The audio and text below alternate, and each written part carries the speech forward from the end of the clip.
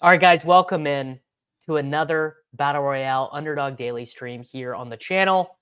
I had to bring in some professionals. You know, it's all well and good for me to hang out with the endgame boys, Brian and Nerdy, and for them to get deep in the tools. They're running sims. They're checking the projections. Brian hacked together a tool to try and get teams that we would all like. But I think that we all know there is no substitute for experience. So if I'm going to try and win the Battle Royales this year, I had to bring in some guys who have been there and done that. Nez and Jon, welcome. You know, we drafted together this offseason. We drafted I don't know, I'd have to check if they're good teams or not. They're probably not that good. I don't feel that good about any of my teams right now. We did take Jordan Whittington in the Bulldog, the $75 single entry. So we've got probably one of the few Jordan Whittington teams there. Wow. But it's time to scroll the F down. Gentlemen, how are we doing on this Thursday afternoon? Good, man. Good. Yeah. Just finishing up some primetime Palooza stuff right now, getting ready for the weekend here. I think I got 55 drafts already under my belt for the weekend here. So, yeah. You only have 55 in on a Thursday? I'm waiting on this. I'm waiting on the sharp stuff. I'm waiting on the mixing stuff. I'm waiting on some of this stuff here. So that's really interesting. I've already done more than half in both the Wildcat and Battle Royale. I feel like for me, the move is to draft early because I know what the projections are going to say before they say it. Mm-hmm. Like I don't need to check ETR and how they order them because I can already see inside of Leone's mind to know how he's going to order these players. Whereas I think I'm probably way worse on a Saturday or a Sunday when it's about scrolling because I don't have the feel. I don't know. I don't really know who a good scroll or a bad scroll is. Like all the teams I drafted last week, the really good ones were Monday and Tuesday. Like scroll for Marvin Harrison Jr., get Rashee Rice, and then kind of just let it fall out from there. I don't know how to PTP. I think that was pretty evident. I don't know how to PTP doing those streams with Nerdy and with Brick. Like my intuition on every pick was wrong. That's next level. That's next level. You need reps for that for sure. Yeah, like we were just getting thrown at it like, all right, whatever, let's go on this. And I'm like, who do I click here? Because there's no ADP, there's no guardrails. It's just you know, it's you versus the competition. I will give my one take is I think that the New England Patriots win this game tonight. Let's fucking go, Davis. Thank you. And just said it too. maybe I guess I think they could. I guess I should say I think they could win. Oh, they can. Jalen Polk is going to go 4 for 60 and 1. And if you're playing on DraftKings.com, Jacoby Brissett is going to be 5% owned in the captain as like a slightly mobile running quarterback who had 32 rushing yards in week 1. He is the king of the sneak too. The literal king of the sneak. He is Jalen Hurts-esque with the sneak. Okay, before we hop into a draft, I would just like some general sagacious wisdom from you two as I am attempting to max these contests. What just in general, if you could post some guide rails for me, what do you think are the most helpful tips you could give me? There's a variety of ways to play this game, and we did our Winner Circle show on Monday with two very good players on the site who have had some good success in Nick and Awin Anthony. And they are polar opposites stylistically. They're polar opposites in terms of how you run your exposures. And yet both of them won over $20,000 on the site last weekend. So the general arching guidelines would be risk tolerance adjacent. What you are comfortable with in a given week, how your swings will feel in a given week. Because I was always a proponent of being densely exploitative. I know ball. I'm going to consolidate my ownership around 4 or 5 plays. When those go wrong, things do not break correctly. It gets ugly. And when they go right, like they did last week with, a handful of them, it can also go badly because you don't have Alvin Kamara.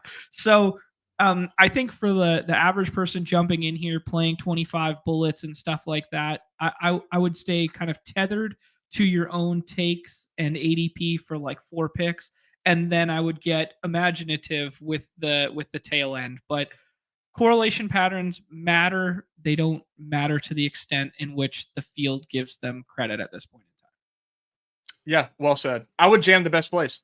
I would literally just jam the best plays. Not even kidding. Like jam them and then figure out what you can and can't get away with. Like actually sit in your lobbies, figure out what people are waiting on, and then you can kind of maneuver around that. But like honestly, man, like I would really not give a lot of credence to correlation when you are figuring out what the field is up to in these lobbies. That's what just makes these games so fun, is like the prices, quote unquote, on these players.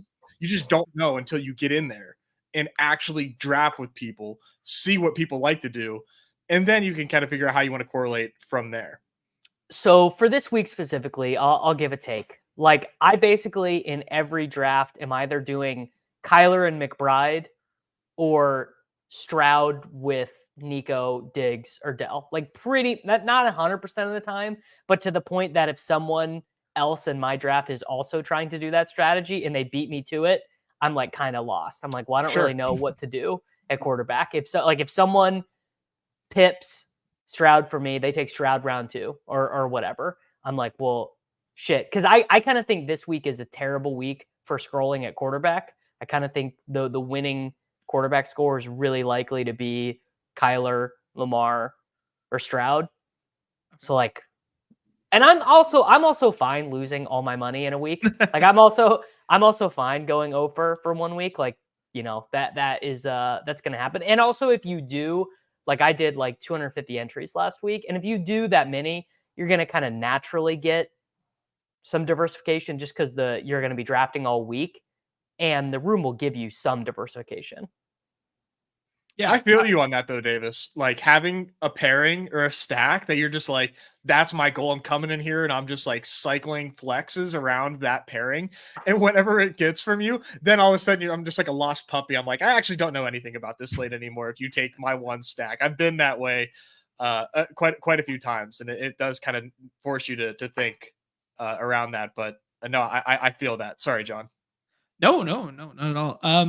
It's interesting because consolidating around the onesies it's a good strategy. It's a sharp strategy. It's very, very high variance because if you don't pinpoint those combos like perfectly, it's just going to be like one upped by like 1 point in scoring from like one isolated uncorrelated piece, and it's going to be the most tilting thing in the world.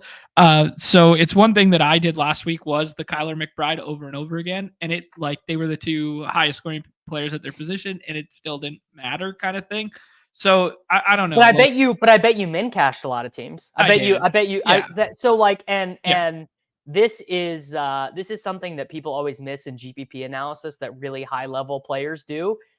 Everyone, when you run the sims of the sim, that you know, everyone looks at the left column, the sim ROI, how much money do you make?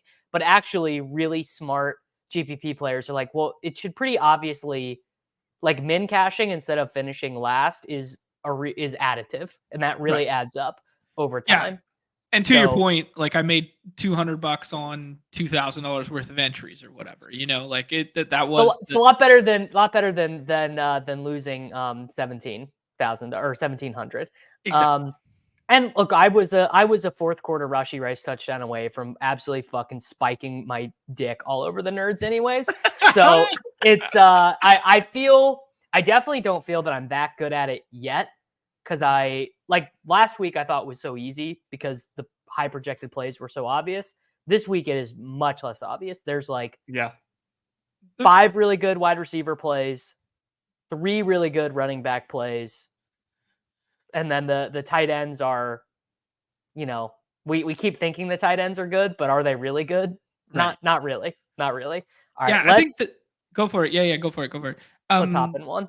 I think the biggest wrinkle in dynamic for this slate versus the first 2 is the Q tag dynamic. Now that we're into week 3, we got some legitimate Q tags, we got some legitimate LPs and some DNPs and stuff like that. I mean, people get carried away and let guys fall too early or too far early in the week here with like the vet DMPs on the Wednesday and stuff like that. But that's a dynamic to monitor in these rooms. Whereas the first week, we didn't have much of it. And then the second week, we just had the Christian McCaffrey decision effectively. Well, this is a completely different dynamic with this slate. Like the combos. That was why I made money last week, is I didn't take McCaffrey until he was a 6th rounder, and I was taking Mason on Monday and Tuesday. Looking back on it, that was actually why I made money. This week, to your point, it does, like, Justin Jefferson is probably going to play, but if he doesn't, I mean, I've got 70 dead teams already on a Thursday because there's not a wide receiver you're swapping to that is replacing those points, particularly if you have any Darnold teams. Like if you've got Darnold teams in there, the assumption that he's playing with Justin Jefferson is pretty big. Yeah, absolutely. Who's your guys? So after Lamb, I mean, ADP is pretty representative of this. There's a bunch of dudes. Who's your guys' favorite pick after Lamb? Well, I was definitely leaning Saquon, and I told myself that like I knew what ETR was going to say, and I told myself I wasn't going to get over my skis on Alvin Kamara. I'm a little worried that like, man, maybe this is just tailor-made for Alvin Kamara. I've been playing the Saints through the other pass catchers this week. I am double counting all the Saints shit. I just think that this is going to be fireworks against this Eagles defense that I have no respect for. I see you have Achane and Mason here. Cool with either of these guys. So yeah, this is the skeleton key for me this week. One of those two running backs, one of the tight ends, Stroud, Dell or Diggs, Zamir White, or Cam Akers, or Charbonnet, one of those dudes, and then you take a tight end in the 3rd round. I'm Nico here, so I'm going to take Nico. Yeah, I'm cool with that. And then you guys can just tell me if this is dog shit or not. The concern is like, man, if Minnesota doesn't push them, it's a lot of dead teams. Because Bobby Slowick is still a Shanahan acolyte. You know, he does still want to run the ball. I think we've seen like the Monday night game was really evident of that. Like Akers had this awful fumble. They couldn't really get anything going running, but they were running Dare Ogunbowale, man. Like they're still pretty committed to the run. Yeah, and we saw it last year in the postseason where they just doubled, tripled down with Devin Singletary stuff. It's like, well, what are we doing here? Like, just let your rookie quarterback, who has been one of the best rookie quarterback seasons ever, air it out, right? And they just don't abandon it. The other one that doesn't abandon it is the Bucs. They don't abandon their first down run stuff ever either, and that one's tilting as well. Rashad, running back 18, Rashad. That's a pretty good scroll. It's a pretty good one in the dog bowl right now too. Yeah, the dog bowl, that's above my skis right now. I would be absolutely donating if I was in. I did a dog bowl with Liam last week, and I'm just like, I'm not built for this yet. Oh man, you can do it, man. I think if you got the reps in, Davis, I think you would actually probably prefer it to these. Yeah, but I mean, you can't get Tyreek Hill in the 3rd round. Are you guys Tyreek Hill in the 3rd acolytes? This is what I'm talking about, dude. You just jam the best plays. Like you just take Tyreek Hill and just like figure it out. Like you just do. If they're gonna give you Tyreek Hill at pick 17, you don't think Mike McDaniels can like figure out how to make Tyreek Hill work like in a week? I don't love doing it with Achane, obviously. Sure. I don't prefer it, but I think I just am kind of having a personal rule right now that I'm not passing on Tyreek Hill at pick 17. As you should. like it's just one of those things. Like you're like, I don't know how this is gonna make sense, but like these are the plays that should be taken when I'm on the clock. So I'm gonna do it. And you just figure it out, dude. So this is where I would differ from you. You're not taking the tight end here? No, I would push I would push the quarterback. I would take one of the two tight. Oh, okay. Because without the tight end, once you pass Bowers, you get into like Laporte is almost as good, and Andrews in my mind is as good, but he's not really. Like the route participation is not there. He's below 75% route participation last week. I'm still taking him, obviously, but I feel pretty strongly that McBride, Bowers, or who's the tight end too? Why am I losing it? McBride, Kittle. Kittle, yes. One of those guys is going to be the highest scoring guys at the position. Yeah, the Laporta one's really interesting this week because of I expected a limited practice or a DMP from Amon-Ra the first day there, and I thought the leverage on the Detroit stuff would be if Amon-Ra had the Q tag, will people start taking Laporta because of the overlap in skill set, and he's almost like not a 1-for-1 replacement, but 1-for-1 in terms of the routes, and that would push Laporta into that next grouping. I view it like very starkly after the first two. I'm not as Bauer pilled quite yet. Like I get it. Oh, I buddy. understand the usage. I understand the spot. But give me Kittle and McBride in like a tier of their own, and then give me Bowers in the fourth if it's like there. Well, to be fair, you do need the Tuds, and those guys are people forget that Underdog is a half-point PPR website, not a full-point PPR. So you do. I mean, it's nice when none of the tight ends score though, so you really don't when none of them score, and it's just like nobody matters yet, other than likely on a primetime slate. That's the only tight end that has done anything in these battle royales. Yeah, was McBride not even in the winner last week with the fumble recovery touchdown? I can't remember. McBride was in the winner for the BR stuff. He wasn't in the winner for the Dog Bowl stuff. Yeah. Dog Bowl had Jordan Akins. Only one of 3 Dog Bowl qualifiers had McBride last week. One had like a 1.9 Jordan Akins, and the other one had, I could go back and look, but it was another dust ball tight end who found it. Might have been Gesicki for like 8 points. We did get owned. We did get owned at quarterback, which is Metcalf gone? Metcalf is not gone, but we could do JSN. Yeah, I think with this is a spot where I would do Metcalf Geno, with like the Seattle run back where you have like so much game correlation in your pushing environment, and you already have like a really unique pairing at the front there that I would take DK instead of JSN there just because he'll project better. But he was gone, I'm pretty sure. Did I skip over it? Maybe I did. Yeah, no, he was still there. So the tag just immediately went down to JSN, which is fine. JSN had 1 million targets. Well, that is aligned with where I'm at philosophically this week, which I'm a JSN scroller. Have not clicked. Yeah, so I would maybe do this in the 12-man, like in the goal line stand or the dog bowl or whatever. I'm not doing that in the 6-mans because he just agreed. Even with 2 Dolphins players, it feels like that's not happening. How does he get to 22? He doesn't, especially with Achane on the team. Like we saw Achane plus Tyreek take down multiple slates last year. Just that combination of the two. I think it was 3 slates last year, Nez, if memory serves, that 2-man combo took down. Something close to that. And it just with those two, you just don't need the passer. Like you're better off in these 6-man formats to just go like Naked Richardson or something. Naked Richardson would have been he got snapped, but that's what I would have done. I would have done that. Now, to give credit to the non-Tyreek slappies, he is effectively being drafted where he's being projected. Right about the wide. These are Cardi's projections. Mm-hmm. I just always have them pulled up. Now, obviously, the difference is going to be the ceiling projection. You're going to start to see him get bumped up a little bit, which is what we're playing for.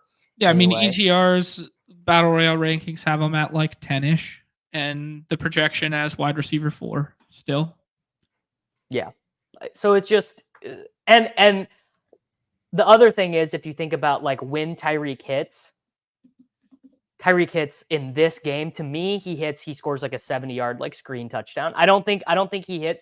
I mean, I guess like he could hit with like an 11 reception game or something if McDaniel cooks that up, but it feels much more like either Tyreek is the wide receiver 27 and like doesn't matter for the slate at all, or he just has a Tyreek score. Yeah. Totally agree. And at pick 17, you do that every time. You do that every single time. Yeah. I saw Cardi was given a lot of respect to Brandon Aiyuk this week. I was surprised ETR had him as wide receiver 8. I was really expecting them to just project a ton of targets and receptions for him for their half-point PPR stuff. I think they have him as wide receiver 8 behind Devontae and Devontae. I think what they did there, Nez, was they made Kittle tight end 1 and they made Jordan Mason tight end 2. Or I mean, Jordan Mason running back 2. And that's what they funneled the projection. I bet they tilted him even more run heavy because Mason has one target on 98% of the snaps. That's a huge change in how the 49ers run their offense. And I mean, in this game, spell check is going to be like, so in I want to say week 3 of 2021, they were down to, it was the Trey Sermon year. Uh-huh. And that he was the only running back they had. Every other running back they had was injured. And Spellcheck played 79% of the offensive snaps for the Steelers. Because there was just or for the 49ers, because there was no other running back that they trusted. I mean, to your point, basically. Juszczyk has 8 targets through 2 games, and Jordan Mason has 2. So they're definitely using him in some pass catching capacity already. I got to be honest. This might be bag defending. I don't love running back 1 Alvin Kamara. I really don't. I'm in the same camp as you. Like, I know it projects well. I know Eagles have been shit for 2 weeks now. I believe that Eagles front is better than it's getting credit right now. Yes. I would take Justin Jefferson here. I've been taking Justin Jefferson and then letting the running backs kind of like dictate it on the other side of the board there. I'm going to do JJ here just because we didn't do it the first time. I do feel that the scroll options at wide receiver are so much better than the running backs. Is like so much better. So we get down to like, honestly, for me, past Gibbs, I'm like, these dudes are all the same to me. Like, I give James Conner a humongous bump. Like I think I'm at like 30% in the Wildcat, just jamming James Conner in this game. His role has been extremely positive, used in the passing game, used at the goal line, very much in him. But otherwise, like I agree. Like I know Jonathan Taylor projects really well. I have too much respect for the Bears defense. Yeah, like these guys to me, like Montgomery. It's like I was taking Montgomery a little bit. I love Montgomery. Early, I like Montgomery a lot. How does he win this late? I guess he has to score twice. He has to score twice. But like score twice. 15 points will put you over the cash line if you hit everything else. I think Montgomery's a really nice play in the 12 mans. I don't think he's necessary in the 6s. Like I think I actually like Akers better. Because Akers, I don't think this is likely. I think Ogunbowale plays and they probably just throw more. But he could get 25 rushes. Like he could have the same usage as Jordan Mason, who is like a first round pick right now. Did we see a practice report today for Dame Pierce? Was he a DNP again? Not even at practice. He and Mixon were not even there, not working off on the side or anything. I spent a bunch of money in FFPC and NFC on Cam Akers last night. So I think you got to take Gibbs or McBride here. Yeah, see, I'm not in love with Gibbs, so I've been taking McBride and or Kittle. I'm Gibbs right here. You Gibbs? No, this sets us up. We've got optionality now. We got a lot of sometimes Gibbs will come back to you at your third pick, depending on your room. The thing is Gibbs is going to score 30 one of these weeks, and like, boy, does it not seem like Cardinals set up for that week. He has yet to break off that like quintessential Jahmyr Gibbs 60-yard tutty along with like 5 catches. It's coming. And this game seems prime for that. So I am going to be very overweight Gibbs in these like big contests as often as possible, because I think he has that type of must-have score coming very, very soon. Yeah, he was on the by Leone model. Agree. Oh, there you go. I mean, me and Leone have like a mind meld. I mean, he doesn't know it, but like we mesh on so many takes. He's been running a ton of routes, like doubling up. The first week they ran the same amount of routes, but they won that game. They dropped back 50 times last week, I think. So, yeah, 53. You know, the other thing is we're in this new era of football, right? Running backs score more points, teams. So I think there's even more value on guys in the games that are going to be good. Like Detroit, Arizona, both of those teams want to score. Both of those teams are going to be pass rate over expected. It's the highest total of the week by like a lot. I mean, Baltimore, Dallas, like that game it seems fun, but it could be pretty brutal. I think we do Kyler here. I think you push it and you just take Tyreek when he falls here. All right. Well, but if we take, I want to do mostly 2 running back teams. So if we take Tyreek, that means we're not doing Stroud, Dell, or whatever. That's fine. That's fine. Let's do it. We already set it up. I think in a vacuum, you're correct, Davis. Like doing like a lot of the data that we've looked at, like especially in the 6-persons, 2 running back teams have fared better on this site. Like what was the threshold, Nez? Like 62%? It's getting close to like crossing though, like the frequency versus the hit rate. It's getting Yeah. close to being overdone. But Well, now it that does now take that more. now that sweaty nerds are starting to embrace the game, I love it.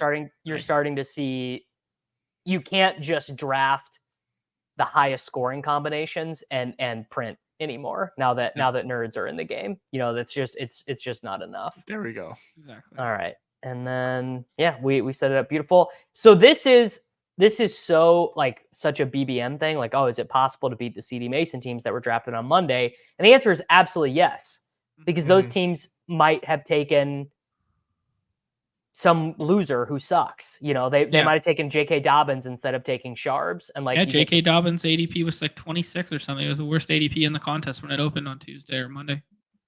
And then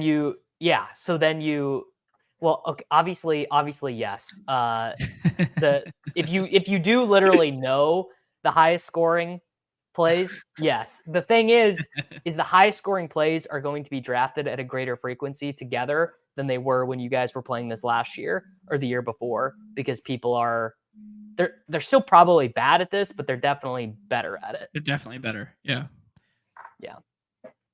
We're all trying to find the guy who did this. We're all trying to find the guy who had Nerdy Tenor running Sims on a free YouTube channel for the only people playing in these. Because that's the other thing. It's 67,000 entrants, but how many unique people are entering? Not that many. Right. Yeah. I'm sure we could figure it out, but I think it'd surprise you how many like one and done people are drafting. Like who just draft like the guy who won the Dog Bowl, for instance, last week. It was his first draft ever, and it was his only draft of the week. Pretty crazy. Yeah. New me. This would be phenomenal information to have. How many unique Underdog accounts are entering into the BR in week 3? Would you guys say? Hold on, let me think about it. 67,000 entries, 150 max. Would you say higher or lower? 4,300 unique users. Higher, but not by a million though. Not like I'd take the under on 7,000 probably 7,000 uniques. I'd take the under. Interesting. Yeah. And I think take the people who are subscribed to Peter Overzet's YouTube channel make up 75% of the player pool. I'd smash the over there. My number came from the fact that I know for a fact that the Deposit Kingdom Discord has 4,100 users. Yeah, that's good. I like your scroll downs here, Davis. Are you just like you just don't care about Josh Jacobs carrying the ball 50 times against the Titans when Jordan Love is going to come back? But look how you worried about the chalk. The charge isn't chalky. I think you're cool doubling. Like you can do one of these guys. Like I think Jacobs is the hashtag best play, and we scrolled down with charge. Yeah, he's absolutely the best play. The thing that I would absolutely hate, this would make me sick. Sure, is for there to be someone out there who's collecting data on who's drafting duped teams, and for them to post the screenshot. And then for them to be like, Davis Mattek just fucking gets in these drafts and just drafts the best plays and is duped by the guy who's auto drafting off ETR optimal ranks. Like, isn't it kind of incredible that dupes don't happen more than they do? Like, I know they should happen all the time. They should happen all the time in this game. Even in the primetime Paloozas, dude, where it's 4-person drafts, 2 teams are playing on those slates. You still don't see like dupes as often as you would think. Like Nick in the chat, who was just giving you shit, talking about taking the best plays, just solo shipped 2 slates ago or 1 slate ago on these. Like it's incredible that dupes don't happen more in these contests. It's so part of it is dupes, but also part of it is the leverage that your portfolio is going to gain. Like let's say my Akers take, which like I never really thought in week 3 of 2024 I'd be out on a limb on Cam Akers. Like life comes at you pretty fast. But like let's say I'm right and Cam Akers is the 4th highest scoring running back of this slate. And I have 20% of him, and he's, I guess with swaps, he'll be higher owned, but still not that high owned. that is gonna like my min cash rate is gonna be so high as a result of that. Not saying I'm gonna win, but my ROI will be sick. Yeah, I mean, and we effectively saw that last week with Alvin Kamara, who was like a 33 ADP, and then Cam Akers, not Alvin Kamara. Right. Yeah. But like 33 ADP that was going undrafted at some frequency ends up in 44% of Awin's total lineups. He maxes all those contests, and 5,364 so far. Okay, so I'm wrong. I'm definitely wrong. So I man enough to admit when I immediately improved wrong.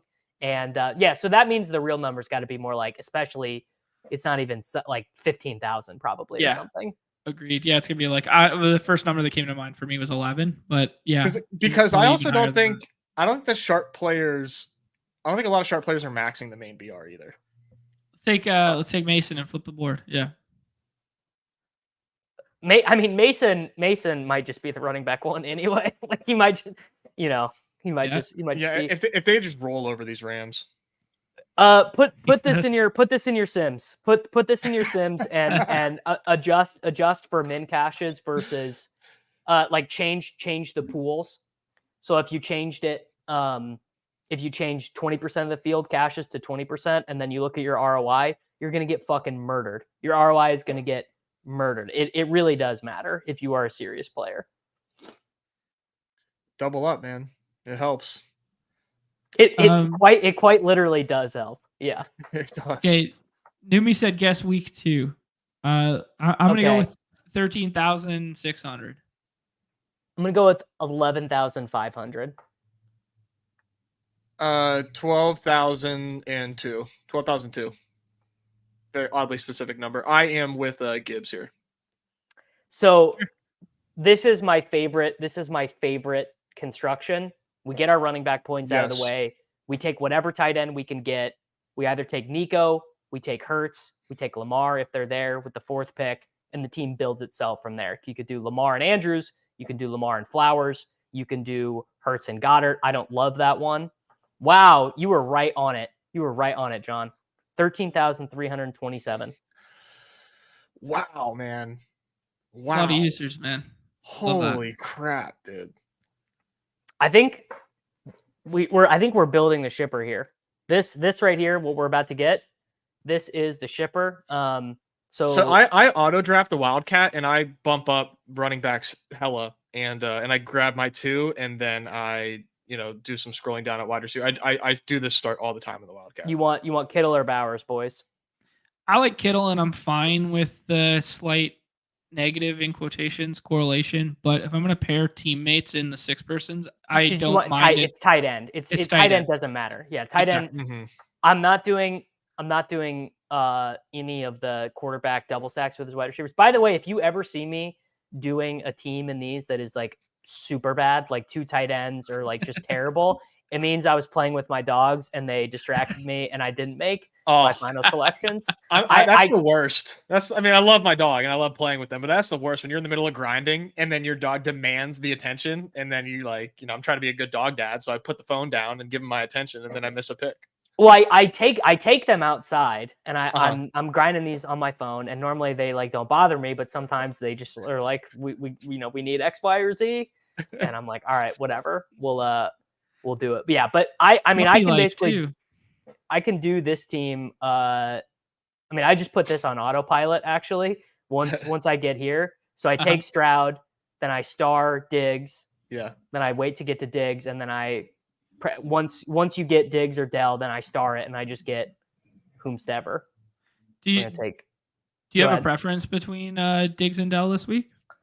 My 60K, my 60 IQ this is Diggs' first game in Minnesota since he got traded.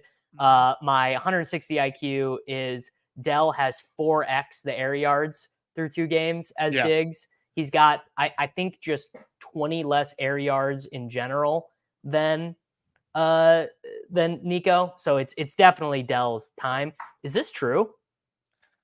Michael Penny That was the thesis in the primetime Palooza why we weren't touching the running backs from Kansas City, is there were going to be a billion of them. Well, UDNFL didn't tweet it, so until they tweet Okay. it, it didn't happen.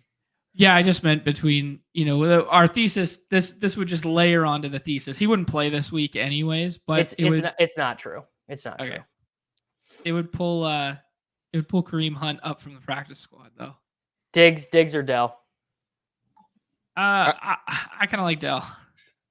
Oh, you're going against the revenge game thesis? All right. So here's the only thing I'm concerned about. Only thing I'm concerned about is that Easy is all over this take, and I don't want to be sharing money with. I don't want to be sharing money with Easy. I have no interest. I have no interest in sharing the glory with him. I probably take one of these guys on every team. Not every team. 50% of the time, I take one of the two of these guys. I mean, if that's the game environment you like, it's inside. It could be up tempo. I think there's a lot of looming question marks for that game, but I think it could break so right for you. If you get no Nico, obviously that stuff boosts up there. If you get no Mixon, that boosts up for you as well. If you get Nico, you get leverage. So there's a lot of good ways to play that, or there's a lot of good reasons to play that game that way. Who's your scroll du jour at wide receiver? These are the three guys I like. Yeah, did we get practice report on Love yet? Yeah, limited. He's and limited. He's gonna play. Yeah, he's so gonna play, man. He's a fucking gamer. He wants to play. Dude, he looks so good in those clips. There's no limp whatsoever. He's hopping on one leg. Oh my god. So I love Jaden Reed. All right, let's do it. I think Deontay is definitely like not a mid IQ. I think he's a smart scroll as well. You seriously just cannot overstate the upgrade from Andy Dalton from Bryce Young. I mean, Bryce Young, no confidence out there whatsoever, making zero smart decisions. Getting Dalton out there, I think, is just going to make such a big difference for these Carolina pass catchers. Now, probably just not the game environment that you want, but in dog bowls at least, like Deontay Johnson in the 5th or 6th round, he's a bad fit for the scoring. Also, yeah. he can catch 12 passes and not be in the optimal lineup, which is pretty crazy. Who is this? Who am I? I'm leveraging whomst. The Nico. When I said that, if you leverage Nico with the dig stuff. Here's the thing, man. People always like to treat what they just saw as the thing that is most likely to happen again. Mm-hmm. And it's just not really the way it works, man. Things happen in a random order. Also, we were one Tank Dell dropped pass away from Tank Dell being the wide receiver 10 in this slate. Yeah, because he would have had 80 yards and a score on that one play alone, right? Or like 70 yards and a score. Yeah. I'm gonna draft this one on my phone because my the screen is up, but my mouse just died. Rip. That's funny. Is there literally anything dumber? Oh, brother. Is there anything dumber? These fucking things, man. Like, and it goes right in like an inappropriate spot as well. Like, why do we have to plug it in here? Why can't I plug it in like at the top so I can use this at like why? There's literally nothing dumber. Steve Jobs, help us. Dumber. Are you guys Apple clear dorks. CD 101? Yes. Yeah. As Nez said, with a bullet. Quote. So the only thing that I am worried about as it pertains to CD is how easy it is to do CD. You take him, then you take McBride and Kyler at the next turn, then you take Charbonnet and your wide receiver of choice at the next turn, and your scroll running back of choice with your 6th pick, and then you just, not that I'm that worried about dupes or whatever, but it is, I'm like, if me, Mr. 80 IQ himself in the BR streets can figure this out, it probably means a lot of other people can figure it out too. Yeah, I think that's the coolest thing with some of the Sims conversations you guys are having and stuff is aping into correlated ownership and whether it's bad or not. Because everyone's brains in the contest, even as you alluded to, say again, yes? What? George Kittle, Adam Schefter just said George Kittle's not playing in week 3. Fuck. Dude, what? Just take aiyuk. Holy fuck, man. That's wild. I'm so pre-rich. It's not even funny. I don't even have that much Kittle. I have like 48% Brandon Aiyuk in the Wildcat, I think. Nice, dude. That's not going to amount to anything. Very interesting. Dude, bet the Rams. You heard it here first. Fuck, man. What is going on in San Francisco? They fired their strength and conditioning staff recently. They transitioned to a new strength and conditioning staff pretty recently. Take Aiyuk and McBride here. You love to see it. Windhorst. Kyren Williams is a fucking smash. He's my highest owned player right now. If the 49ers can only get to 21 points, Kyren is playing all 4 quarters. The only reason why he's running back 21 or running back 10 or whatever is because the spread. We don't know if he's playing in the 4th quarter. I got my highest owned players right now are Kyren, DK Metcalf, Trey McBride, and Josh Jacobs. 42% Brandon Aiyuk through 166. Yeah, I only got 14 of that. Sometimes you better be lucky than good, boys. Don't know what to tell you. I think it was a good play before because we talked about it on Monday how we were on Tuesday we were anticipating the projection boost in that game environment for the San Francisco stuff in general, and then we kind of pinpointed that we liked attacking the secondary more than we liked attacking the run game. So yeah, I think you were ahead of your curve there. I don't think that's luck, Nez. I think you were directionally accurate from the jump. Does that make Jawan Jennings a click for you in 12-mans? I think it's kind of like the thesis we had the other day where it's like, what are we getting from him even if we get ceiling game? Is 580 and 1 enough to matter? He's got to throw a touchdown like he did in the Super Bowl, brother. For your 6th round in 12s, 100%. We just saw 9 points from the wide receiver to win somebody a dog bowl seat. It's true, but I will caution the tale associated with that is the outlier score of 41 from Alvin Kamara associated with it, right? Okay. Schefter did not say that Kittle is out. He said he's likely to be out. Oh, that's a little different, but yeah. Well, I can't use the Davis Mattek playbook on Davis Mattek's own stream. He didn't even say that. I can't lie a little bit. He said with no practice today, his status for Sunday's game against the Rams is in question. Oh, buddy, look at the next tweet. Look at how doom and gloom that is. The 49ers are playing on Sunday, and it's likely to be without Christian McCaffrey, Cooper Kupp. Do you guys do Lamar on this team? Lamar naked with CD? I think I prefer it naked. Yes. I would do it here. I would scroll and take Kyren here. This is what I've been doing. Oh yeah. I'm now gonna be clicking Kyren every time. Yeah, we've had a couple false reports out here. Nez on the Kittle stuff. It's not Lenny signing. He did say likely without, but it's not out yet. And the thing about Kittle is that he's got that dog in him. Ooh, yes, you can't. I don't think you can. He's a wrestling guy. He's an Iowa boy, Yeah. 5th round pick, nothing earned or nothing given, always earned for George Kittle. Oh man. But no, the 49ers. This is true. The Green Bay Packers have hired the 49ers strength and conditioning guy. And all of a sudden, Christian Watson is full practice for 3 months straight. They have a new strength and conditioning. I remember when the McCaffrey stuff was happening, they were talking about the strength and conditioning staff being new, and that stuff happens, man. Where there's definitely value in having a good, like the Ravens. The Ravens have like 1 million guys out for the year every year. Mm-hmm. Lamar Jackson has the immune system of like a Victorian child. I don't know what that dude eats. He must only eat junk food. He must just be the biggest junk food eater of all time because he's always. I'm sure you follow a lot of athletes. They eat like shit, man. A lot of these guys eat like shit. Who do you guys end this with? Each throw out a name. You get 20 seconds. I'm curious. Akers. I would say Connor. But where did he go? Connor went. Okay.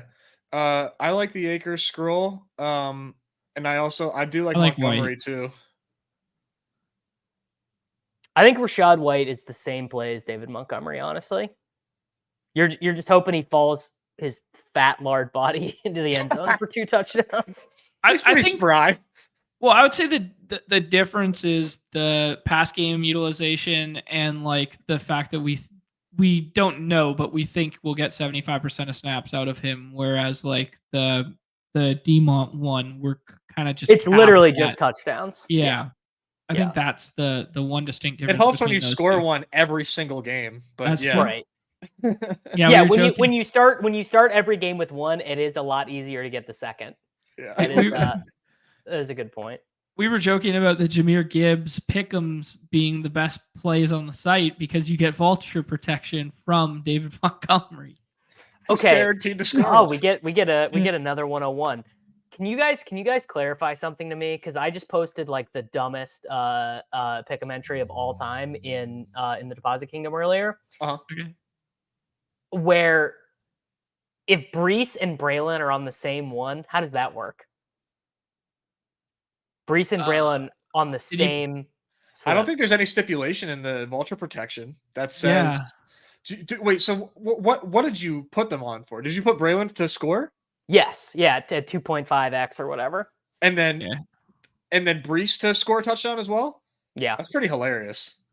Like, what's the goal there? A literal that they both score. A literal repeat you just of want last week. mid-cash? Well, want money back? So no, that you want both to score actually. I was basically I mean, first off, Meatwad is correct that Brees and Braylon together is total crackhead addict behavior. I mean, the thing is like if I'm firing, well, this is how they get you. When you use a promo one, you can only do it for $10. Like, what? I want to win $50. Like, what do I want to? I mean, obviously, I'm never going to say no to $50. You got to crank that up, though. I'd like to win $1,000. Yeah, 80x that, 100x that for sure. Well, they really got me because I won one last week. I won an 8-legger with some spicy peps with the promo one last week. So now they really got me. Like, I can't. Now they've got me forever. So yeah, I'm just throwing together an 8-legger on Jets Patriots, which is like, there's.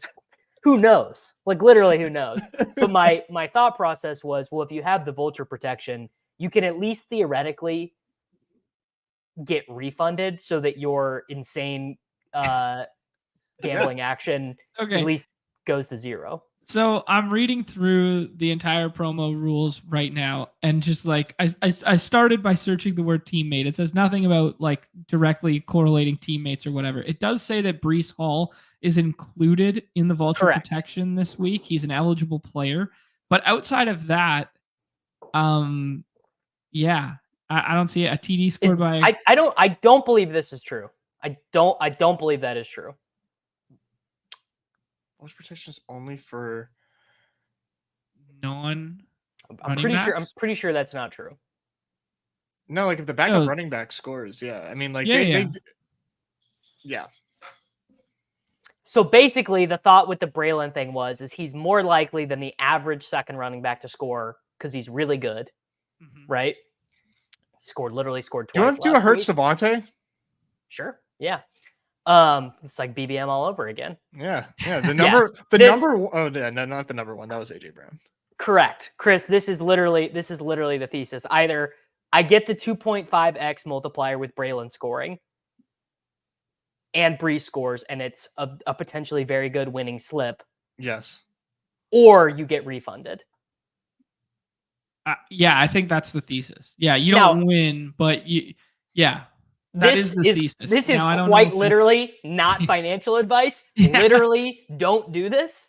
Literally, do not do this. It is unwise. Mm-hmm. They have to take. Okay, there we go. They have to take a snap on that drive. Right. Okay. So it's not as it's unlike it was in week 1. Okay. All right. So now what I did is extra bad. And extra should not be followed. Like literally, I would take a refund on it right now. I would take a refund on that one I put in right now.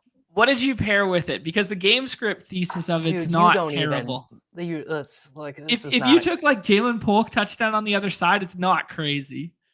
it is crazy. It is bad. Well, Okay. obviously it's bad, but like All right. I'm just saying, like I it's took not crackhead. Lazard lower 5 targets, Uh-huh. Braylon Tudd, Polk higher 2 receptions, Ramondre higher receiving yards, Mike Williams higher receptions, Hunter Henry higher receptions, and the Brees touchdown. It's a little crackheady, but those were all Cardi numbers. They were all Cardi numbers other than the 2 Jets running backs. Right. Yeah. Which perfectly negatively correlate. Sometimes if you add a little bit of negative correlation, they boost you up. It's true. It is true. Yeah, gone are the days of the ones we used to build on often on the clock last season, where we build these five pick onslaughts from game environment, and we'd pick like one rushing touchdown on one side and then the shootout on the other side of like passing stuff. Those Guys, so fun. the slate did just get. Dare we say flipped? Yeah, slate did just get flipped on its head with Kittle. It totally changes how you draft now because that tight end pocket is gone where you get all 4 of them. Now you got to take them early. See, this is a spot where I'd avoid Mark Andrews. Oh, because I think you can play it. You play it. Fuck. No. Yeah, JMO's fine. Don't listen to the haters. I panicked. Good Kyron. Oh, you're good good. Kyron. You're good. Okay. Good Kyron. Kyron's good. That was JMO nimble fingers. People have been saying I don't have nimble fingers. That was the haters. The haters. They're weeping. All right, and I think go ahead and take them, and then we'll talk about it after. Like, okay. I understand like the thesis of like playing game environment and stuff, but I think this is one of the things that we'll see with some of the Sims data in the future, that with 6-person rosters aping into like correlated ownership is like bad. So now we're threading the needle of like Jalen Hurts outscoring Lamar, and then those Lamar, Lamb, Andrews. No, we just need Andrews to be the highest scoring tight end of the slate. Sure. Yeah, absolutely. Therein lies the thesis. But then you also need Hurts to outscore Lamar, because in the 6-persons you got to hit the nuts, right? I mean, you kind of need to hit the nuts anyways. It's true. But that's actually one where I'm like, I could totally that one I don't even have to squint and see. Lamar gets 19. He throws 2 first half passing touchdowns to Andrews, and then they put it in coast mode. Yeah,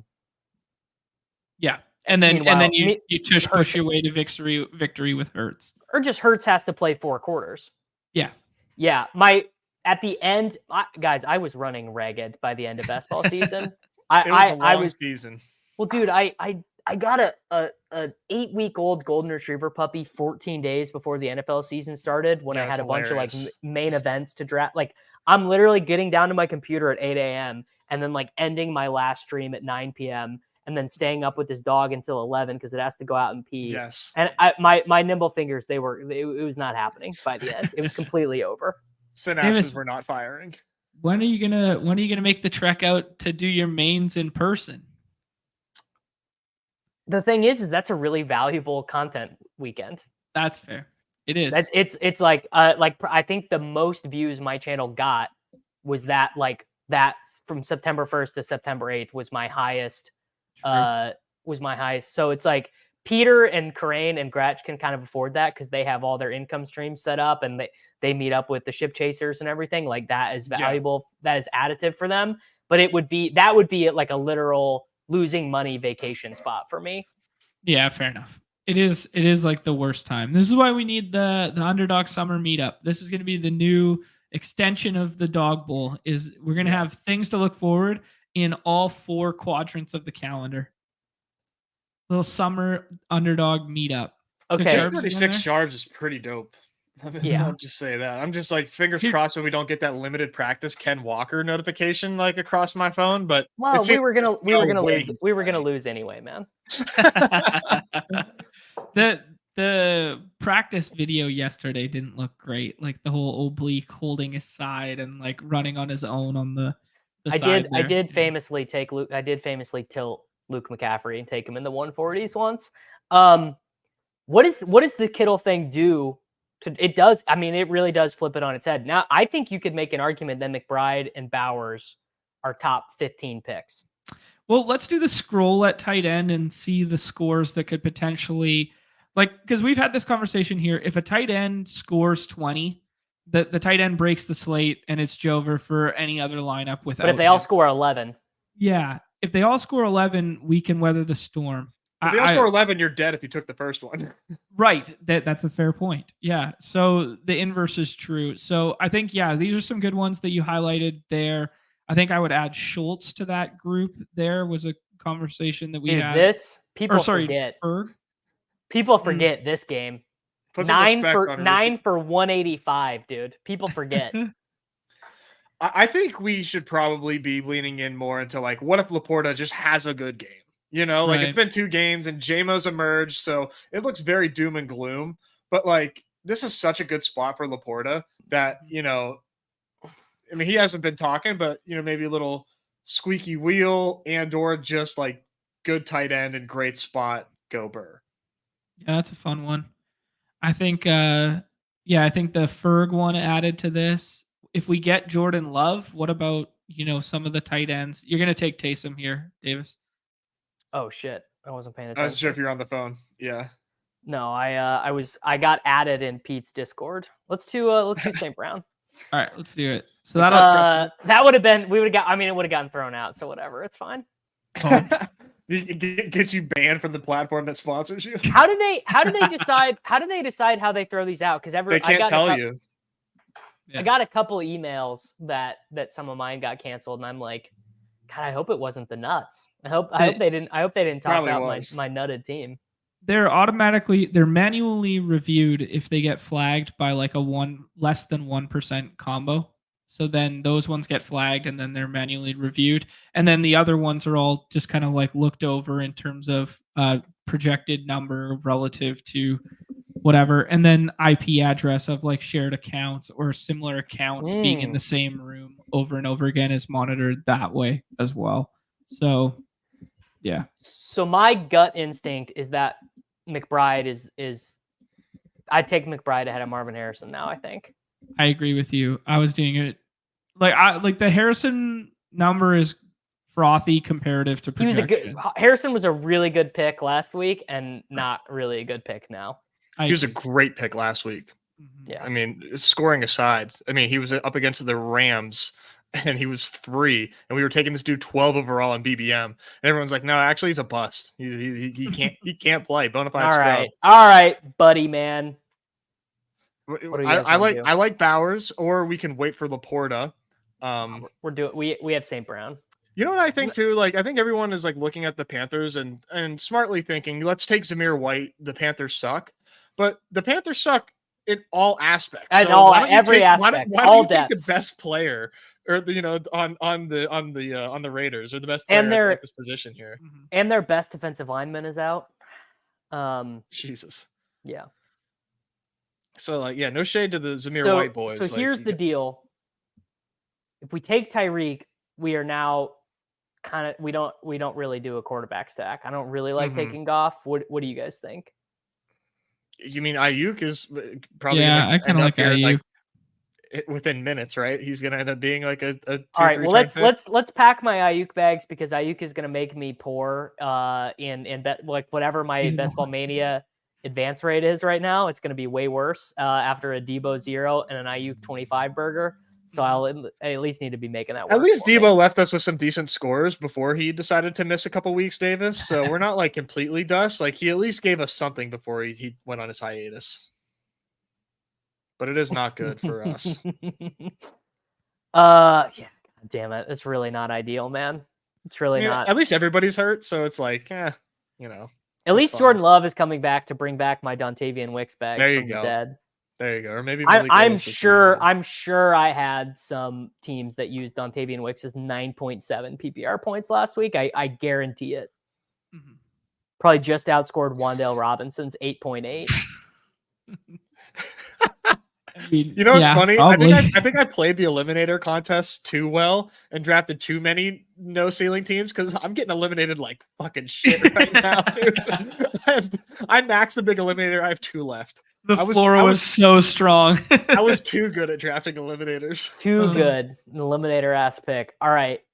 I mean, feels like a good naked Kyler team, probably. Yeah, this will be kind of like the evergreen thing that I want to learn from The Sims is if like naked Kyler projecting high enough here is a better pick because he's correlated with Amon-Ra, or he'd be a better pick not correlated with Amon-Ra.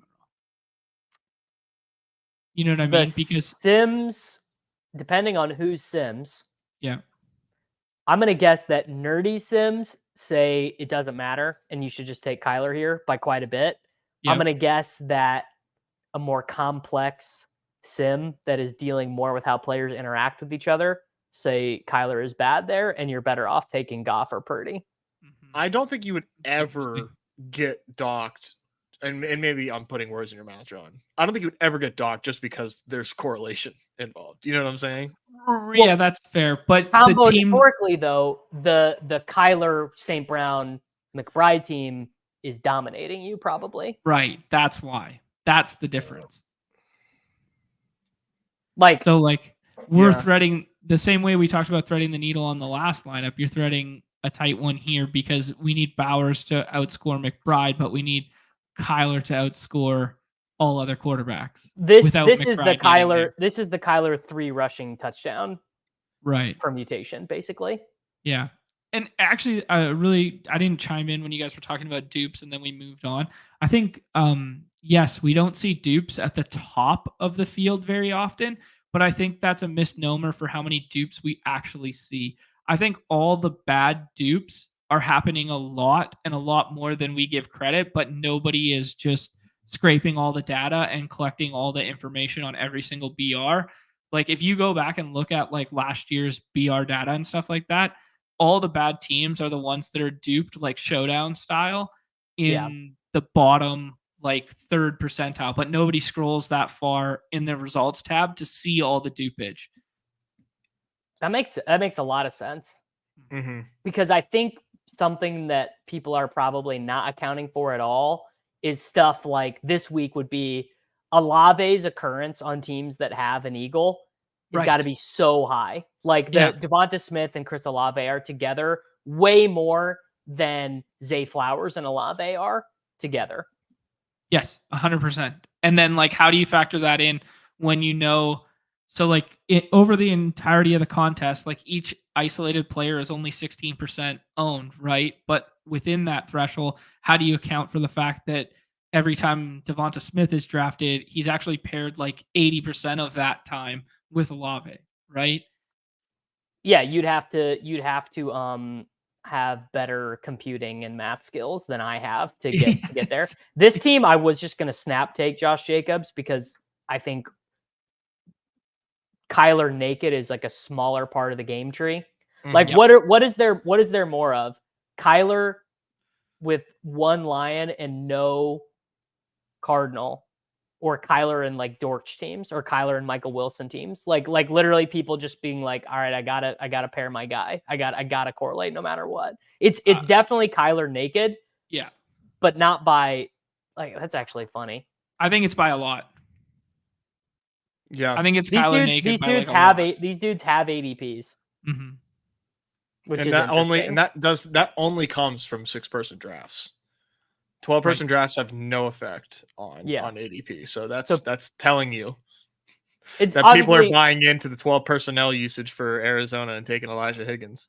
I mean, it might mean he's been taken like once or something. Yeah. But wow, we're just spitting right now. So like you haven't thought about taking the Saints once. Am I just like a full-blown slappy here thinking the Saints are going to go burr against these Eagles? Like I just think the Eagles defense is terrible. No. Like that'll be what keeps me from winning this week, is I haven't really taken very many of them at all. I'm just flat out double counting. Like I just don't think that people are willing to buy into the spot and what the Saints are doing enough to actually like put their nuts on the table and draft them. Not me. No, I think you're probably right, and the way I've been doing it is probably wrong. I think I've been too focused on the Texans and not focused enough on the Saints. Because, I mean, Aren't you a little worried that the Vikings defense might be good? Oh yeah. No, I mean, am. I don't even know if it's about the Vikings. It's just like Flores just like Flores confuses is- the shit out of these guys. Yeah. But like Stroud might be unconfusable, relatively speaking. I mean, Did dude, you see they the- only beat the Bears by 6 points, and the Bears had a chance to tie and win at the end. Yeah. I think the Bears No, defense that's is true. better, but like, you know, teams do have ways of slowing the Texans down.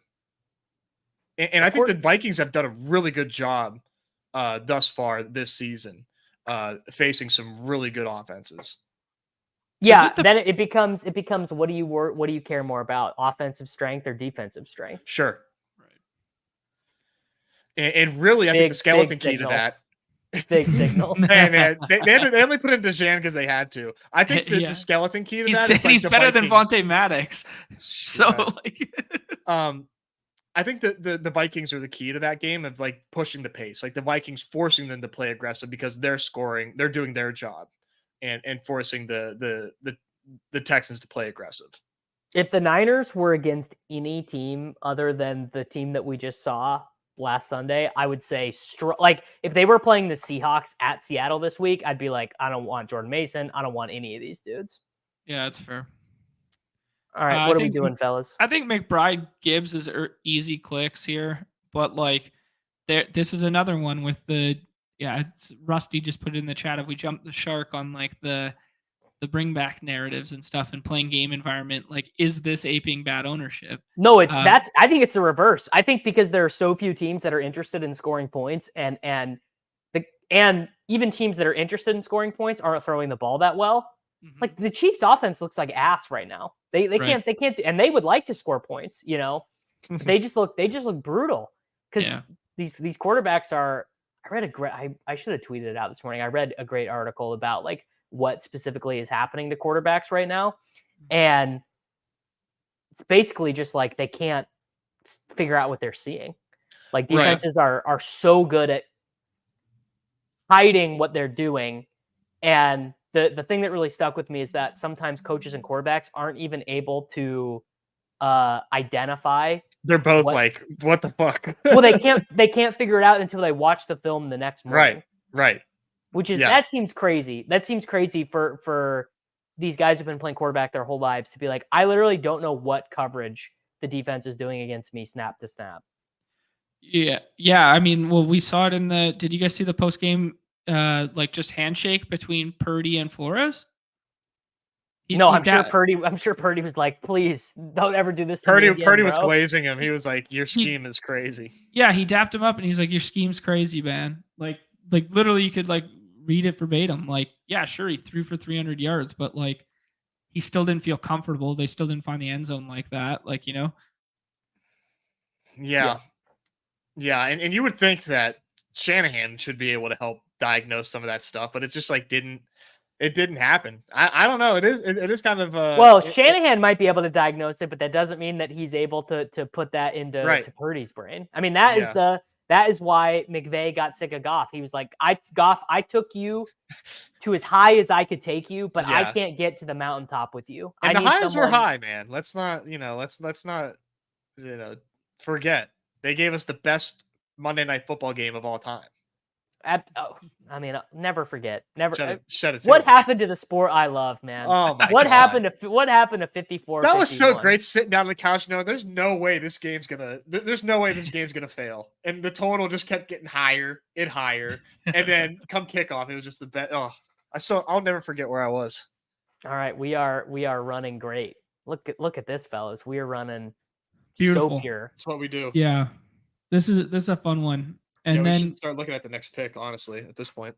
Yeah, is Kyron still there? Because that's who I'd click. Yeah, I think you're right, John.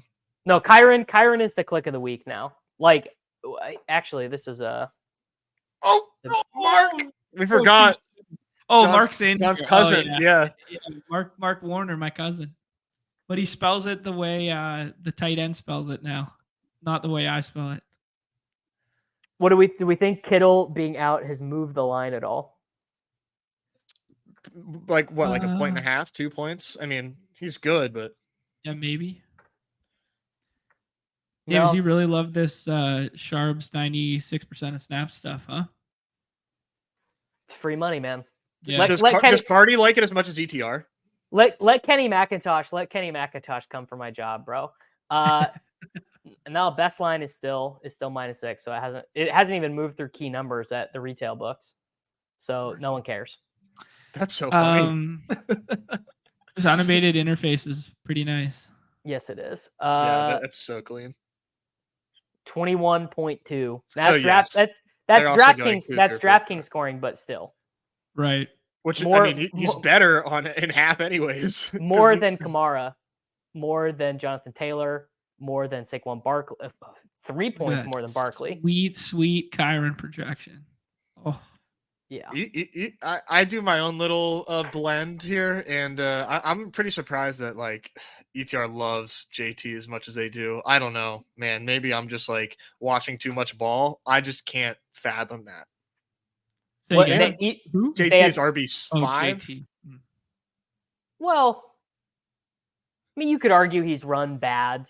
The Colts actually do play fast on offense. They just have done They just weird. don't get first downs Yeah. lately. Well, you know, the Anthony Richardson experience. We finally got the we haven't had a negative experience with Anthony Richardson playing quarterback for a full game because he's only played 3 full games in the NFL. Right. Right. And so we just got the experience. If a line is gonna move, it's gonna move immediately, Chris. It's gonna move within 5 minutes. Yeah. Mm-hmm. The one thing that Norris tweeted out the other day that I found really interesting was the year in which Jonathan Taylor was that RB1 overall or whatever. He had 80, I can't remember the exact number, I'll call it 85 attempts in the red zone that year. The next closest running back was 45 or something. And then he was highlighting the fact that basically through the first 2 weeks, he's only had 4 with Anthony Richardson. All right, here's the deal. Cool. We could take Olave here, but Mhm. that's literally 0 scrolls. That is scrolling on. Charbs is a scroll, dude. Like Charbs is going to Charbs be like is a scroll. 80% drafted in lobbies. It maybe less. Don't you think Mixon being out makes that higher because people can swap to him? But Mixon nobody isn't was even really getting taking that much. Mixon. Yeah. In the 12 persons, I'd agree with you. In the 6 persons, no. I like Olave, I like DK, and I like Neighbors there. So all three are cool. I'm trying to take in the wisdom of Nez, and Nez wants me to take more Saints. I just think we need to left and right IQ that. Sorry, John. Go ahead. No. You guys keep ripping this one and stuff like that. I got to dip off here. I got a meeting at 2, so I got to get this dog out and get in the car and rip. I'm basically already late. So you guys do your thing, but appreciate you having me, Davis, and best of luck this weekend, bro. Thanks, John. Good luck. Peace, John. See you guys. Davis, how are you on punctuality? Are you like Mr. Punctual, or are you like, I got to be there at 5, I leave at 5? No, I'm literally never late. Ever. Never. And John's appointment's probably for like 3:30. I can't live like that.